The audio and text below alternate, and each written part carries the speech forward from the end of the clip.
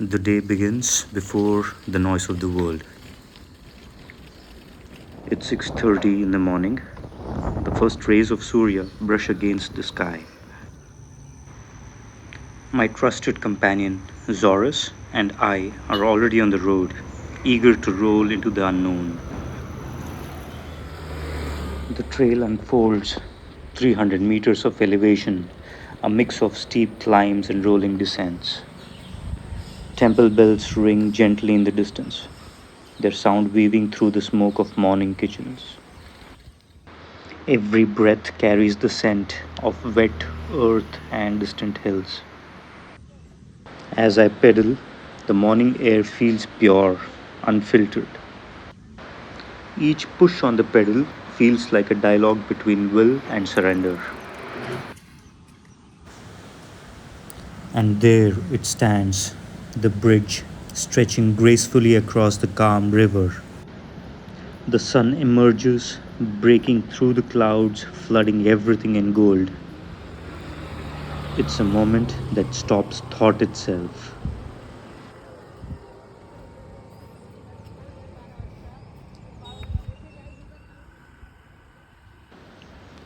A lone fisherman stands atop the bridge. We exchange smiles and a few light fishing tales, two travelers of different journeys, yet bound by stillness. I stand there, watching the river flow, knowing it will soon meet the sea, just as all of us seek our greater source. Leaving the bridge, I ride deeper into the greens. The air becomes thicker with life. I can feel the pulse of the land through the tires, every crack, every curve, whispering stories of time. This isn't just cycling, it's communion between body, terrain, and breath. The road meanders through sleepy villages. I continue the trail. The road narrows, flanked by lush coconut trees. Villagers glance up curiously, their smiles genuine, warm, and grounding.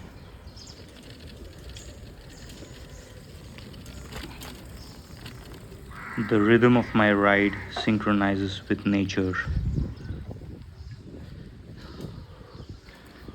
As I ride along the backwaters, the cool breeze brushes past, carrying the scent of salt and coconut, a quiet reminder that Goa's soul still breathes in its mornings.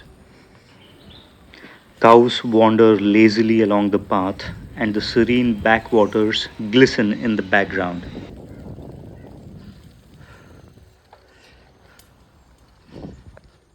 And there,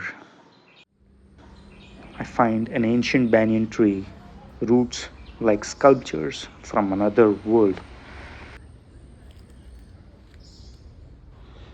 They are worshipped, and rightly so. I park Zorus and stand beneath their vast canopies. For a moment, time halts. I go into Shirsasana, letting my Sahasra Chakra connect with the roots of these sacred beings. As I ride toward the ferry point, the road curves softly through clusters of trees, sunlight flickering between the leaves. The rhythm of my wheels and my heart matches the hum of nature around me. As I reach to see a spectacular view of the shimmering backwaters meeting the wide river.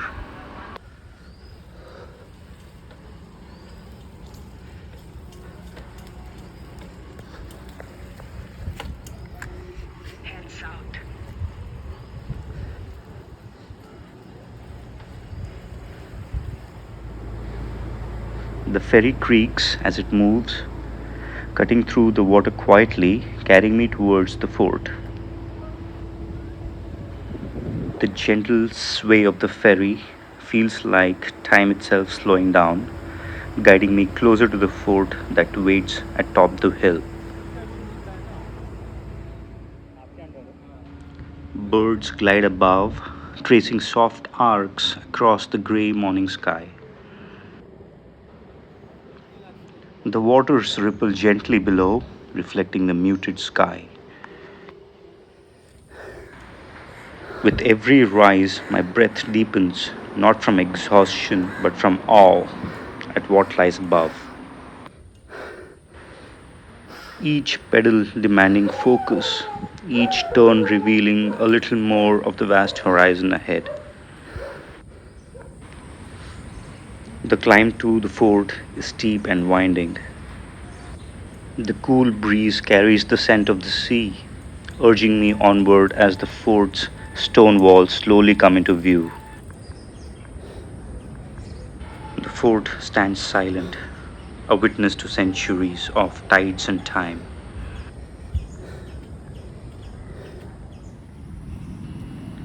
I walk through the old stone corridors of the fort, each step echoing softly against the walls that have stood for centuries.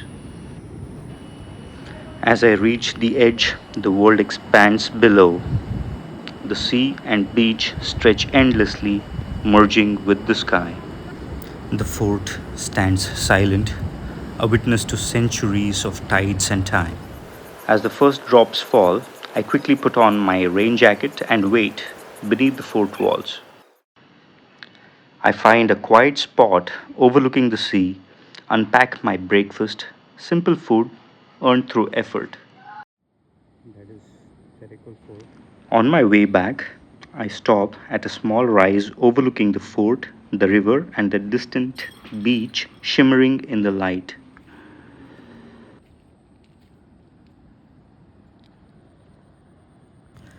From here, I see the ferry waiting across the river, motionless in the gentle current, as if resting before its next journey. As I stand here, the stillness of nature sinks deep within. The breeze, the river, and the soft light all blending into one sense serene moment.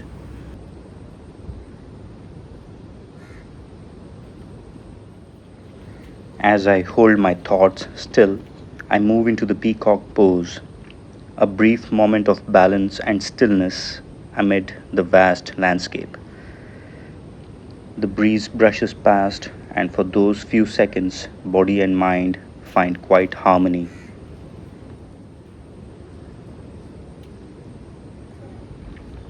My breath steadies, and my soul turns inward, reflecting the calm beauty that surrounds me. My meditation flows beyond the pose as I ride towards the ferry point. Along the way, I came across a sacred snake tree. I paused to take a bow, offering silent respect before continuing my journey. As I continue to pedal, I reflect upon the terrain, its ups and downs, curves and still stretches, realizing how similar it is to the landscape of our own minds. Some paths test us, some flow with ease, but all lead us closer to understanding ourselves. The road narrows, and the sound of flowing water grows nearer, guiding me gently toward the ferry point where stillness once again awaits. When I return to the ferry point, it's gone. I have 45 quiet minutes to myself. I sit by the river bank, hands resting on my knees. No sounds of traffic, no voices, only ripples, breeze, and my breath. In that silence, I feel Krishna's presence, subtle yet unmistakable.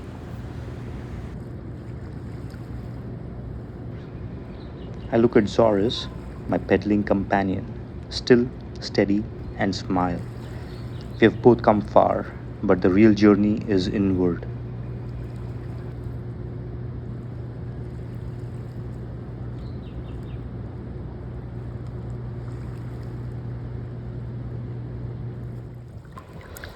I sit by the edge, feet immersed in the cool water, eyes half closed. The ripples touch my skin like gentle reminders of life's constant flow. My meditation continues, unbroken, effortless, as the world around me dissolves into silence. The ferry arrives again, gently breaking my meditation. I cross the river once more, this time as someone's little more peaceful, a little more aware. A short walk along the beach follows.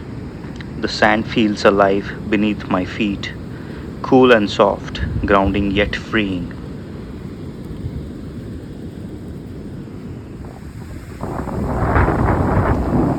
Waves kissing the shore like rhythmic mantras.